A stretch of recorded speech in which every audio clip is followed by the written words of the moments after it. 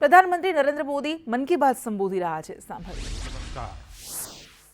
मन की बात के लिए मुझे आप सभी के बहुत सारे पत्र मिले हैं। सोशल मीडिया और नमो ऐप पर भी बहुत से संदेश मिले हैं। मैं इसके लिए आपका बहुत आभारी हूं। इस कार्यक्रम में हम सभी की कोशिश रहती है कि एक दूसरे के प्रेरणादायी प्रयासों की चर्चा करें, जन आंदोलन से परिवर्तन की गाथा पूरे देश को बताएं। इसी कड़ी में मैं आज आपसे देश के एक ऐसे जन आंदोलन की चर्चा करना चाहता हूं जिसका देश के हर नागरिक के जीवन में बहुत महत्व है।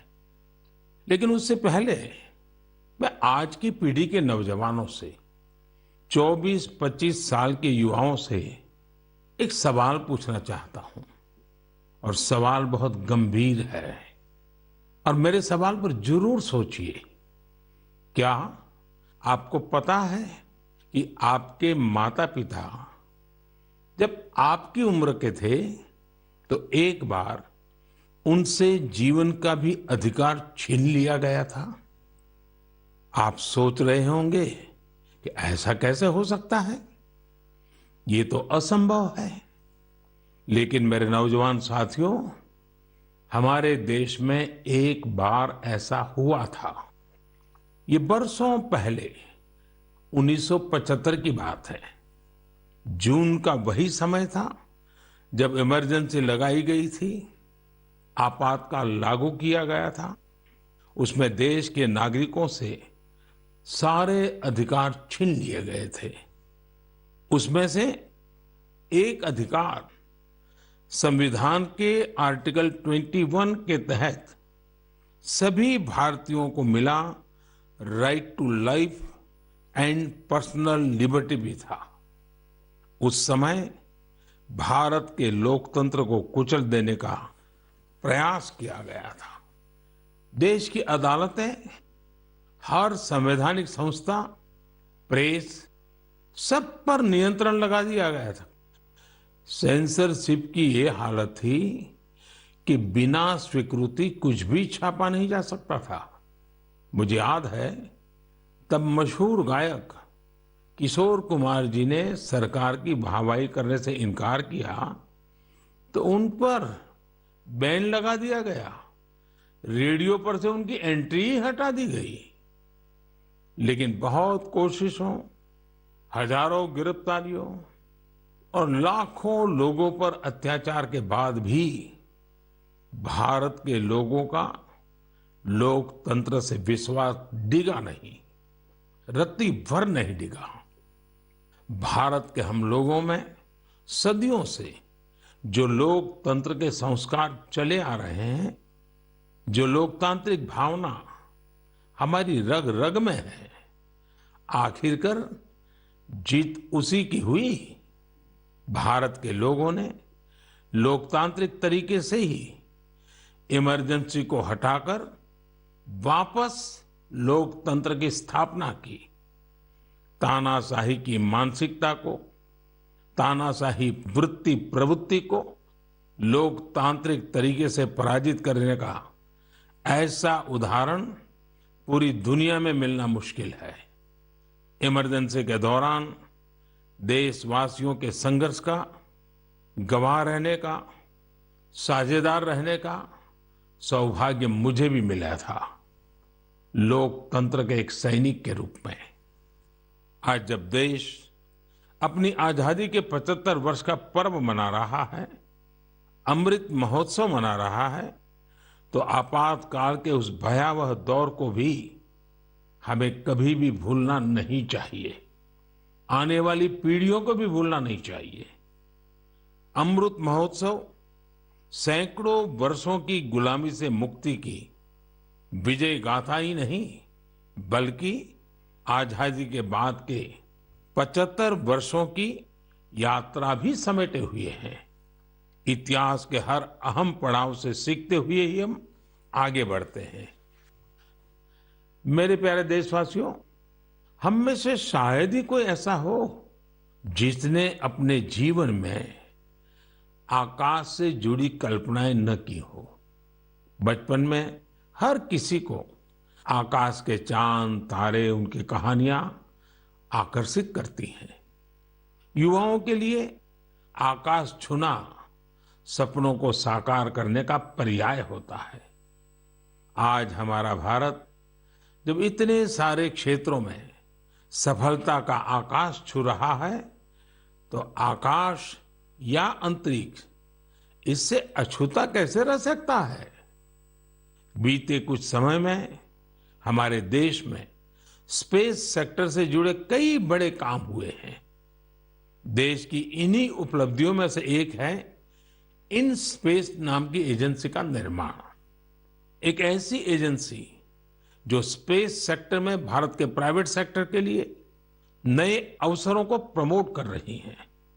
इस शुरुआत ने हमारे देश के युवाओं को विशेष रूप से आकर्षित किया है।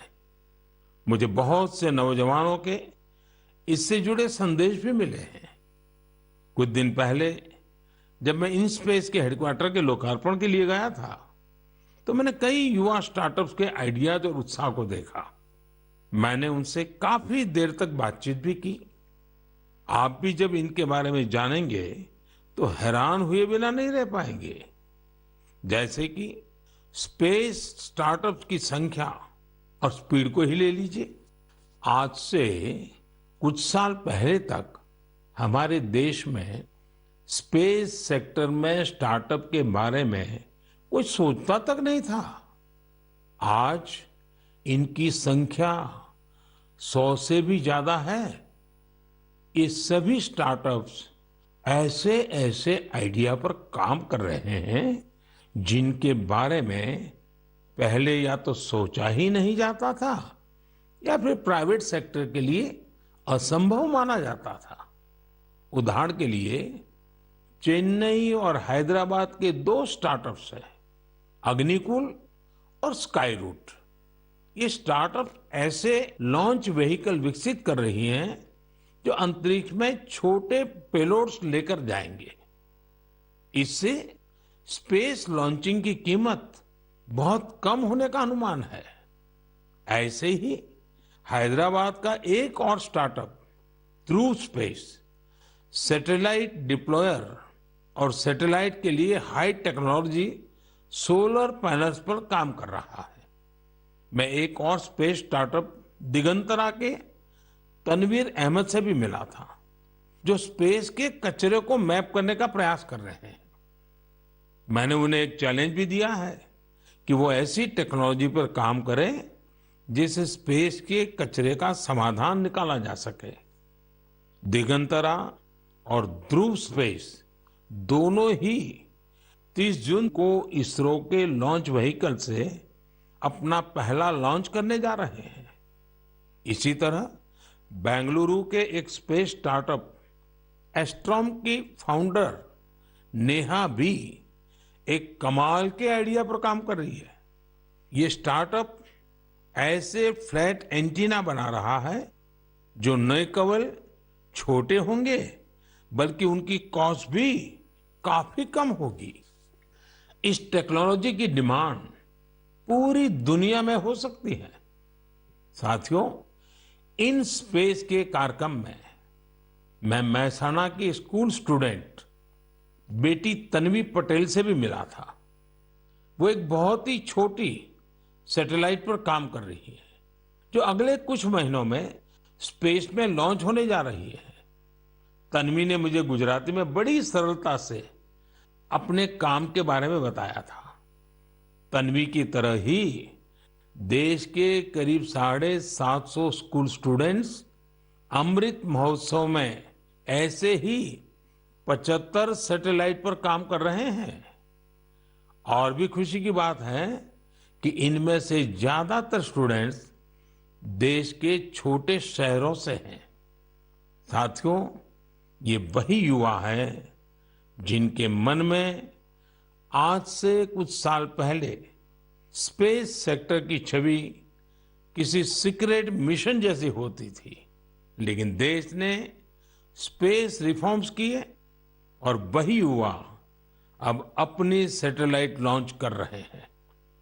जब देश का युवा आकाश छूने को तैयार है तो फिर हमारा देश कैसे पीछे रह सकता है।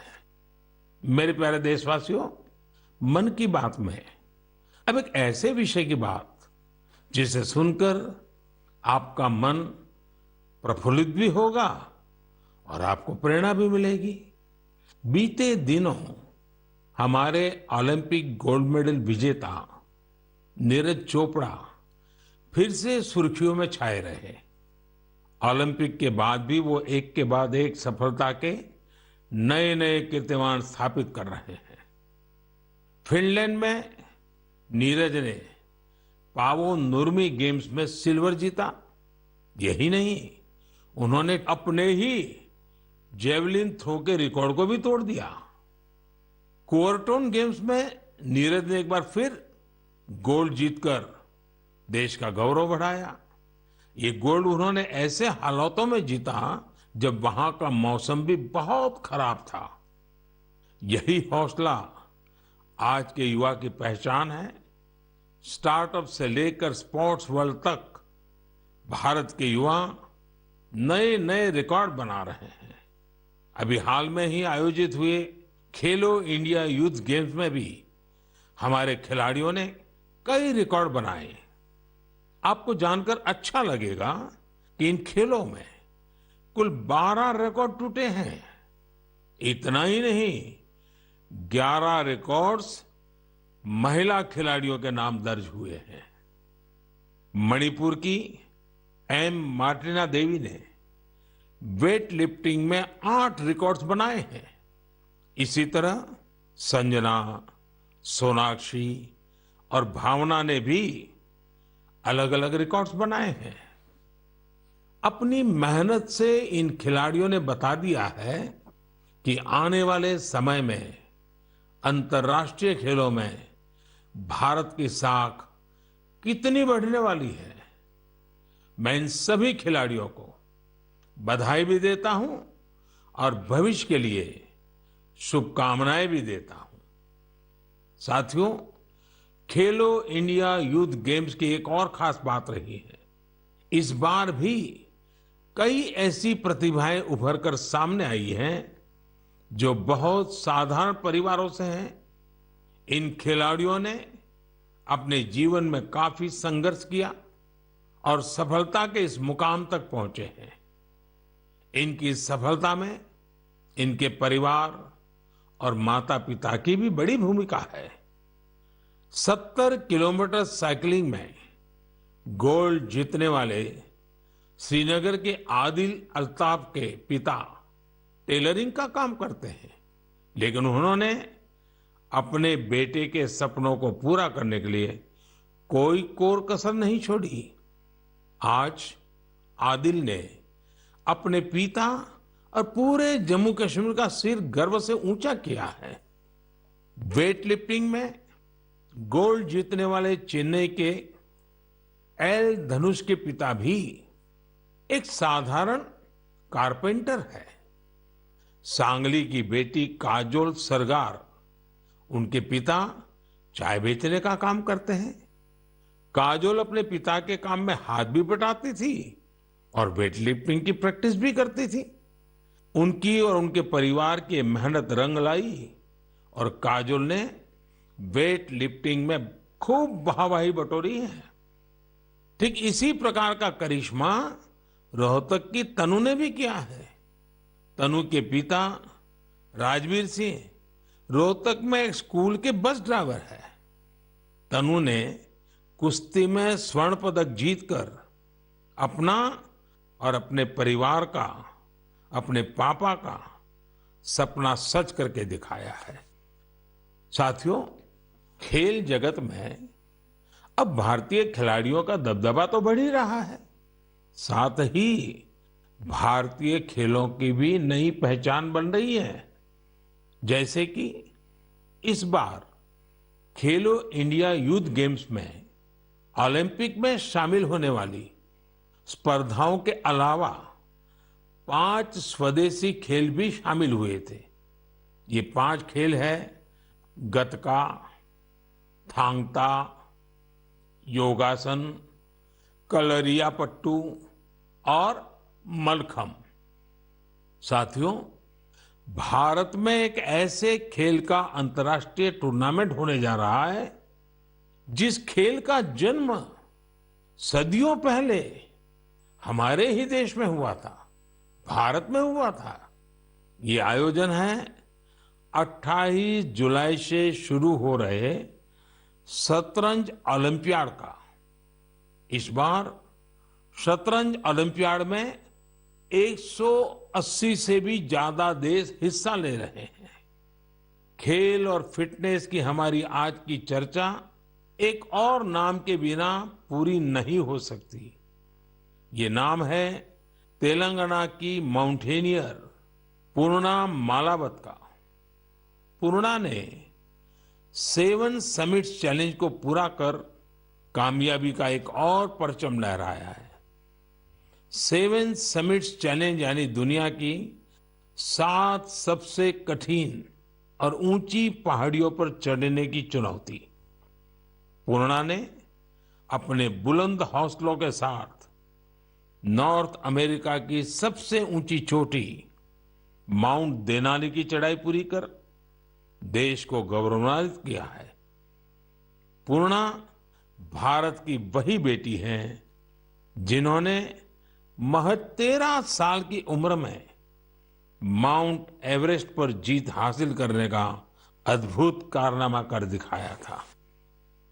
साथियों, जब बात खेलों की हो रही है तो मैं आज भारत की सर्वाधिक प्रतिभाशाली क्रिकेटरों में उनमें से एक मिताली राज की भी चर्चा करना चाहूंगा। उन्होंने इसी महीने क्रिकेट से संन्यास की घोषणा की है, जिसने कई खेल प्रेमियों को भावुक कर दिया है। मिताली महज एक साधारण खिलाड़ी नहीं रही है, बल्कि अनेक खिलाड़ियों के लिए प्रेरणा स्रोत भी रही है। मैं मिताली को उनके भविष्य के लिए ढेर सारी शुभकामनाएं देता हूं। मेरे प्यारे देशवासियों, हम मन की बात में वेस्ट टू वेल्थ से जुड़े सफल प्रयासों की चर्चा करते रहे हैं। ऐसा ही एक उदाहरण है मिजोरम की राजधानी आइजवाल का। आइजवाल में एक खूबसूरत नदी है चिटे लुई, जो बरसों की उपेक्षा के चलते गंदगी और कचरे के ढेर में बदल गई। पिछले कुछ वर्षों में इस नदी को बचाने के लिए प्रयास शुरू हुए हैं। इसके लिए स्थानीय एजेंसियां, स्वयंसेवी संस्थाएं और स्थानीय लोग मिलकर save Chite Louis action plan भी चला रहे हैं। नदी की सफाई के इस अभियान ने वेस्ट से वेल्थ क्रिएशन का अवसर भी बना दिया है। दरअसल इस नदी में और इसके किनारों पर बहुत बड़ी मात्रा में प्लास्टिक और पॉलीथीन का कचरा भरा हुआ था। नदी को बचाने के लिए काम कर रही संस्था ने इसी पॉलीथीन से सड़क बनाने का फैसला लिया। यानी जो कचरा नदी से निकला उससे मिजोरम के एक गांव में राज्य की पहली प्लास्टिक रोड बनाई गई। यानी स्वच्छता भी और विकास भी। साथियों, ऐसा ही एक प्रयास पुडुचेरी के युवाओं ने भी अपनी स्वयंसेवी संस्थाओं के जरिए शुरू किया है। पुडुचेरी समंदर के किनारे बसा है। वहां के बीचेज और समुद्री खूबसूरती देखने बड़ी संख्या में लोग आते हैं। लेकिन पुडुचेरी के समंदर तट पर भी प्लास्टिक से होने वाली गंदगी बढ़ रही थी।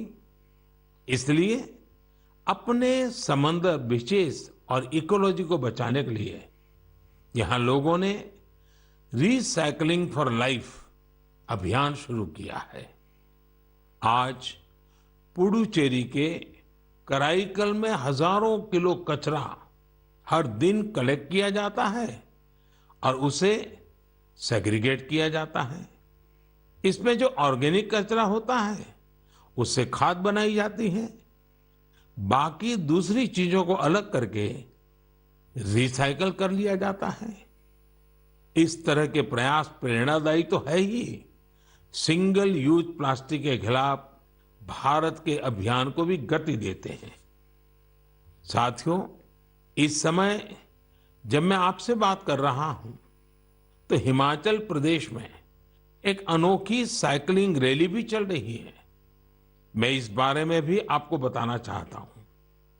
स्वच्छता का संदेश लेकर साइकिल सवारों का एक समूह शिमला से मंडी तक निकला है। पहाड़ी रास्तों पर करीब 250 किलोमीटर की ये दूरी ये लोग साइकिल चलाते हुए ही पूरी करेंगे। इस समूह में बच्चे भी और बुजुर्ग भी हैं। हमारा पर्यावरण स्वच्छ रहे, हमारे पहाड़, नदियां, समंदर स्वच्छ रहे तो स्वास्थ्य भी उतना ही बेहतर होता जाता है। आप मुझे इस तरह के प्रयासों के बारे में जरूर लिखते रहिए। मेरे प्यारे देशवासियों, हमारे देश में मानसून का लगातार विस्तार हो रहा है। अनेक राज्यों में बारिश बढ़ रही है। ये समय जल और जल संरक्षण की दिशा में विशेष प्रयास करने का भी है। हमारे देश में तो सदियों से ये जिम्मेदारी समाज ही मिलकर उठाता रहा है। आपको याद होगा, मन की बात में हमने एक बार स्टेप वेल्स, इन बावड़ियों की विरासत पर चर्चा की थी। बावड़ी उन बड़े कुओं को कहते हैं जिन तक सीढ़ियों से उतरकर पहुंचते हैं। राजस्थान के उदयपुर में ऐसी ही सैकड़ों साल पुरानी एक बावड़ी है, सुल्तान की बावड़ी। इसे राव सुल्तान सिंह ने बनवाया था, लेकिन उपेक्षा के कारण धीरे धीरे ये जगह वीरान होती गई और कूड़े कचरे के ढेर में तब्दील हो गई है। एक दिन कुछ युवा ऐसे ही घूमते हुए इस बावड़ी तक पहुंचे और इसकी स्थिति देखकर बहुत दुखी हुए। इन युवाओं ने उसी क्षण सुल्तान की बावड़ी की तस्वीर और तकदीर बदलने का संकल्प लिया। उन्होंने अपने इस मिशन को नाम दिया सुल्तान से सूरतान। आप सोच रहे होंगे कि ये सूरतान क्या है। दरअसल अपने प्रयासों से इन युवाओं ने ना सिर्फ बावड़ी का कायाकल्प किया, बल्कि इसे संगीत के सुर और तान से भी जोड़ दिया है। सुल्तान की बावड़ी की सफाई के बाद, उसे सजाने के बाद वहां सुर और संगीत का कार्यक्रम होता है। इस बदलाव की इतनी चर्चा है कि विदेश से भी कई लोग इसे देखने आने लगे हैं। इस सफल प्रयास की सबसे खास बात यह है कि अभियान शुरू करने वाले युवा चार्टर्ड अकाउंटेंट्स हैं। संयोग से अब से कुछ दिन बाद 1 जुलाई को चार्टर्ड अकाउंटेंट डे है। मैं देश के सभी सीएस को अग्रिम बधाई देता हूं। हम अपने जल स्रोतों को संगीत और अन्य सामाजिक कार्यक्रमों से जोड़कर उनके प्रति इसी तरह जागरूकता का भाव पैदा कर सकते हैं। जल संरक्षण तो वास्तव में जीवन संरक्षण है। आपने देखा होगा आजकल कितने ही नदी महोत्सव होने लगे हैं। आपके शहरों में भी इस तरह के जो भी जल स्रोत हैं, वहां कुछ न कुछ आयोजन अवश्य करें। मेरे प्यारे देशवासियों, हमारे उपनिषदों का एक जीवन मंत्र है, चरैवेति चरैवेति चरैवेति। आपने भी इस मंत्र को जरूर सुना होगा। इसका अर्थ है चलते रहो, चलते रहो। ये मंत्र हमारे देश में इतना लोकप्रिय इसलिए है क्योंकि सतत चलते रहना, गतिशील बने रहना, ये हमारे स्वभाव का हिस्सा है। एक राष्ट्र के रूप में हम हजारों सालों की विकास यात्रा करते हुए यहां तक पहुंचे हैं। एक समाज के रूप में हम हमेशा नए विचारों, नए बदलावों को स्वीकार करके आगे बढ़ते आए हैं। इसके पीछे हमारी सांस्कृतिक गतिशीलता और यात्राओं का बहुत बड़ा योगदान है। इसलिए तो हमारे ऋषियों मुनियों ने तीर्थ यात्रा जैसी धार्मिक जिम्मेदारियां हमें सौंपी थी। अलग अलग तीर्थ यात्राओं पर तो हम सब जाते ही हैं। आपने देखा है कि इस बार चार धाम यात्रा में किस तरह बड़ी संख्या में श्रद्धालु शामिल हुए। हमारे देश में समय समय पर अलग अलग देव यात्राएं भी निकलती हैं। देव यात्राएं यानी जिसमें केवल श्रद्धालु ही नहीं बल्कि हमारे भगवान भी यात्रा पर निकलते हैं। अभी कुछ ही दिनों में 1 जुलाई से भगवान जगन्नाथ की प्रसिद्ध यात्रा शुरू होने जा रही है। ओडिशा में पुरी की यात्रा से तो हर देशवासी परिचित है। लोगों का प्रयास रहता है कि इस अवसर पर पुरी जाने का सौभाग्य मिले। दूसरे राज्यों में भी जगन्नाथ यात्रा खूब धूमधाम से निकाली जाती है। भगवान जगन्नाथ यात्रा आषाढ़ महीने की द्वितीया से शुरू होती है। हमारे ग्रंथों में आषाढ़स्य द्वितीय दिवसे रथ यात्रा इस तरह संस्कृत श्लोकों में वर्णन मिलता है। गुजरात के अहमदाबाद में भी हर वर्ष आषाढ़ द्वितीया से रथ यात्रा चलती है। मैं गुजरात में था तो मुझे भी हर वर्ष इस यात्रा में सेवा का सौभाग्य मिलता था। आषाढ़ द्वितीया जिसे आषाढ़ी बीज भी कहते हैं, इस दिन से ही कच्छ का नववर्ष भी शुरू होता है। मैं मेरे सभी कच्छी भाइयों बहनों को नववर्ष की शुभकामनाएं भी देता हूं। मेरे लिए इसलिए भी ये दिन बहुत खास है। मुझे याद है आषाढ़ द्वितीया से एक दिन पहले यानी आषाढ़ की पहली तिथि को हमने गुजरात में एक संस्कृत उत्सव की शुरुआत की थी, जिसमें संस्कृत भाषा में गीत, संगीत और सांस्कृतिक कार्यक्रम होते हैं। इस आयोजन का नाम है आषाढ़स्य प्रथम दिवसे। उत्सव को ये खास नाम देने के पीछे भी एक वजह है। दरअसल संस्कृत के महान कवि कालिदास ने आषाढ़ महीने से ही वर्षा के आगमन पर मेघदूतम लिखा था। मेघदूतम में एक श्लोक है, आषाढ़स्य प्रथम दिवसे मेघम आश्लिष्ट सानुम, यानी आषाढ़ के पहले दिन पर्वत शिखरों से लिपटे हुए बादल। यही श्लोक इस आयोजन का आधार बना। साथियों, अहमदाबाद हो या पुरी, भगवान जगन्नाथ अपनी इस यात्रा के जरिए हमें कई गहरे मानवीय संदेश भी देते हैं। भगवान जगन्नाथ जगत के स्वामी तो है ही, लेकिन उनकी यात्रा में गरीबों, वंचितों की विशेष भागीदारी होती है। भगवान भी समाज के हर वर्ग और व्यक्ति के साथ चलते हैं। ऐसे ही हमारे देश में जितनी भी यात्राएं होती हैं, सब में गरीब, अमीर, ऊंच, नीच ऐसे कोई भेदभाव नजर नहीं आते हैं। सारे भेदभाव से ऊपर उठकर यात्रा ही सर्वोपरि होती है। जैसे कि महाराष्ट्र में पंढरपुर की यात्रा के बारे में आपने जरूर सुना होगा। पंढरपुर की यात्रा में कोई भी न बड़ा होता है न छोटा होता है, हर कोई वारकरी होता है, भगवान विठल का सेवक होता है। अभी 4 दिन बाद ही 30 जून से अमरनाथ यात्रा भी शुरू होने जा रही है। पूरे देश से श्रद्धालु अमरनाथ यात्रा के लिए जम्मू कश्मीर पहुंचते हैं। जम्मू कश्मीर के स्थानीय लोग उतनी ही श्रद्धा से इस यात्रा की जिम्मेदारी उठाते हैं और तीर्थयात्रियों का सहयोग करते हैं।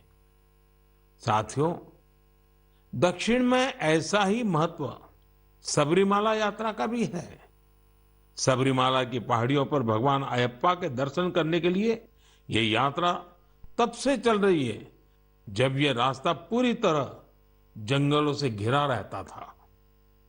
आज भी लोग जब इन यात्राओं में जाते हैं तो उसे धार्मिक अनुष्ठानों से लेकर रुकने ठहरने की व्यवस्था तक गरीबों के लिए कितने अवसर पैदा होते हैं। यानी ये यात्राएं प्रत्यक्ष रूप से हमें गरीबों की सेवा का अवसर देती हैं और गरीब के लिए उतनी ही हितकारी होती हैं। इसलिए तो देश भी अब आध्यात्मिक यात्राओं में श्रद्धालुओं के लिए सुविधाएं बढ़ाने के लिए इतने सारे प्रयास कर रहा है। आप भी ऐसी किसी यात्रा पर जाएंगे तो आपको अध्यात्म के साथ साथ एक भारत श्रेष्ठ भारत के भी दर्शन होंगे। मेरे प्यारे देशवासियों, हमेशा की तरह इस बार भी मन की बात के जरिए आप सभी से जुड़ने का ये अनुभव बहुत ही सुखद रहा। हमने देशवासियों की सफलताओं और उपलब्धियों की चर्चा की। इस सब के बीच हमें कोरोना के खिलाफ सावधानी को भी ध्यान रखना है। हालांकि संतोष की बात है कि आज देश के पास वैक्सीन का व्यापक सुरक्षा कवच मौजूद है। हम 200 करोड़ वैक्सीन डोज के करीब पहुंच गए हैं। देश में तेजी से प्रिकॉशन डोज भी लगाई जा रही है। अगर आपकी सेकंड डोज के बाद प्रिकॉशन डोज का समय हो गया है तो आप ये तीसरा डोज जरूर लें। अपने परिवार के लोगों को, खासकर बुजुर्गों को भी प्रिकॉशन डोज लगवाएं। हमें हाथों की सफाई और मास्क जैसी जरूरी सावधानी भी बरतनी ही है। हमें बारिश के मौसम में आसपास गंदगी से होने वाली बीमारियों से भी आगाह रहना है। आप सब सजग रहिए, स्वस्थ रहिए और ऐसी ही ऊर्जा से आगे बढ़ते रहिए। अगले महीने हम एक बार फिर मिलेंगे। तब तक के लिए बहुत बहुत धन्यवाद। नमस्कार। તો પીએમ મોદીએ મન કી બાત કાર્યક્રમમાં વાત કરી, સાથે જ જે લોકોએ સફળતા મેળવી છે એ વાત કરી, કાશી વિશ્વનાથની પણ વાત કરી, સાથે જ અમરનાથ યાત્રા વિશે પણ પીએમ મોદીએ મન કી બાત કાર્યક્રમમાં વાત કરી।